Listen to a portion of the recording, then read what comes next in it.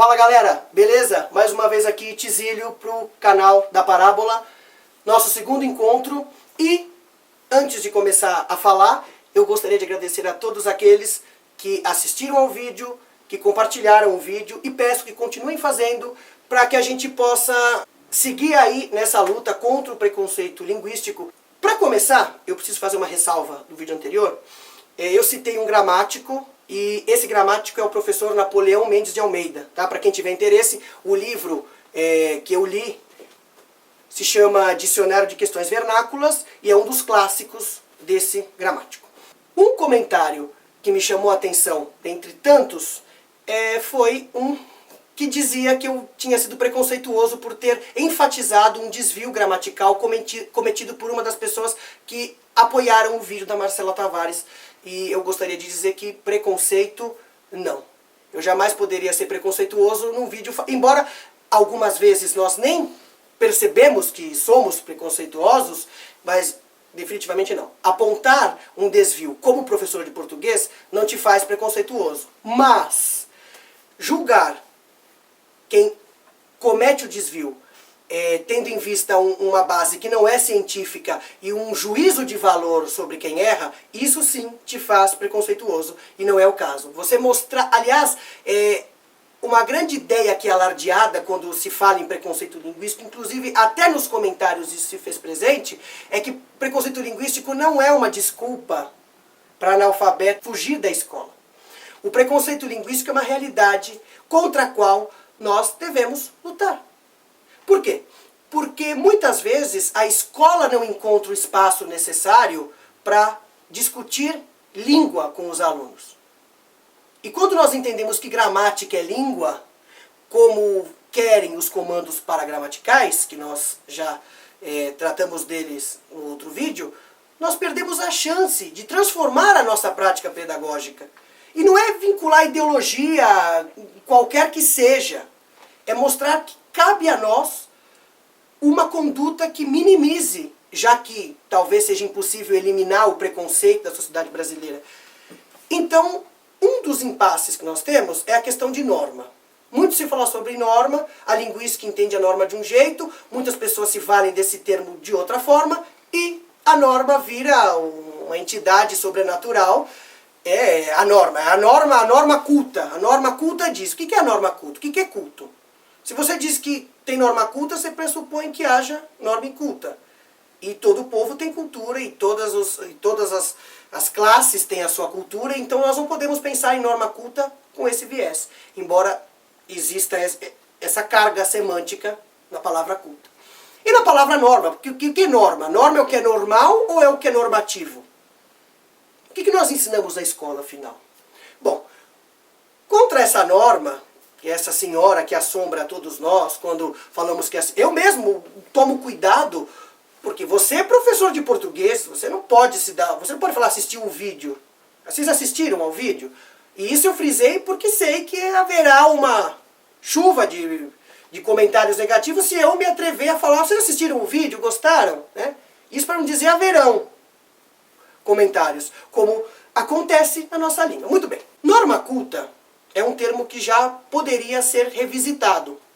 Porque nós usamos, nós que temos acesso aos meios educacionais, percebemos que há uma equivalência entre norma culta e gramática.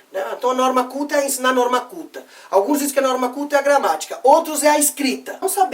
Nós já não sabemos quem é essa senhora tão insensada por alguns, defendida por tantos, que é a norma culta. Quem é essa norma culta? Bom, a norma culta deveria ser um parâmetro de uso da língua por falantes cultos. E essa questão de cultos também pode ser revisitada, porque a falante... Qual é o parâmetro de cultura? O que nós vamos entender como Brasil, como falante culto da língua? É outro problema. E aí temos a norma padrão. Então, eu chamo de norma padrão. Essa norma padrão seria o ideal gramatical de língua. E aí nós temos outras normas que vêm de toda essa confusão. Não é? A mais interessante de todas, que foi batizada pelo professor Carlos Alberto Faraco de norma curta, é efetivamente esse conjunto pequeno de regras que servem para atormentar a nossa vida. Você, aluno, quantas vezes recebeu uma redação, minha inclusive, em que aparecia um círculo quando você começa uma frase com pronome oblíquo? Ora, em pleno século XXI, nós ainda insistimos em colocar o pronome na frente do verbo, se o português se quer um idioma enclítico? Essa história de pensar que em pleno século XXI acontece tanta coisa, aqui eu tenho um livro chamado Dificuldades da Língua Portuguesa, de Said Ali, que foi de extrema importância para a formação intelectual do professor Evanildo Bechara, e ele, em 1908, diz o seguinte: no estudo da colocação dos nossos pronomes pessoais complementos, os gramáticos têm gasto muito tinta e inutilizado muita pena, para nos convencerem finalmente de uma só verdade. Podem dar as regras que entenderem, no Brasil não se colocam nem jamais sei onde colocar os pronomes do mesmo modo que em Portugal. Em vez de desaproveitarem o tempo propondo ou como que impondo duvidosas regras, de que ao cabo venha a zombar escritores nossos em nada inferiores aos melhores portugueses, mais avisados andariam os gramáticos se contentassem com assinalar a divergência como um desses traços que distinguem o falar brasileiro do falar lusitano. E obviamente essa distinção já vem sendo feita. Tanto que essa norma padrão já vem se transformando numa norma gramatical um pouco mais aberta a esses casos que não são isolados e que acontecem na língua real falada no Brasil. E obviamente esse uso real da língua falada vai ser transmitido, por exemplo, por texto escrito. É óbvio. Agora, obviamente, nós não estamos dizendo aqui que deve-se mudar tudo. Não, não é isso. A questão é, em que medida nós, professores de português, estamos... E a culpa, eu não estou colocando, eu não sou daqueles que colocam a culpa, não estou colocando nos professores. E esse vídeo é dirigido a todos, professores, alunos, quem não tem nada a ver com educação. Mas todos nós falamos português. E falamos um português muito diferente do português de Portugal. Mas, às vezes, a falta de conhecimento, porque... é necessário ter um conhecimento sobre aquilo que se fala. Muitas vezes se coloca a culpa nos portugueses. Ah, mas como eles eram colônia, então nós pegamos o modelo gramatical deles. Sim e não. Os portugueses não impuseram isso para nós. Quando houve uma tentativa de normatizar, lá vem a gramática de novo, né? Já vem a norma outra vez. Quando houve essa tentativa de estipular uma educação brasileira, houve a necessidade de se criar uma forma de ensinar a língua. Então a elite cultural optou por fazer um padrão gramatical totalmente calcado no português lusitano. E não porque os nossos doutos senhores sofriam de baixa autoestima linguística, não. E se for, não foi só por isso.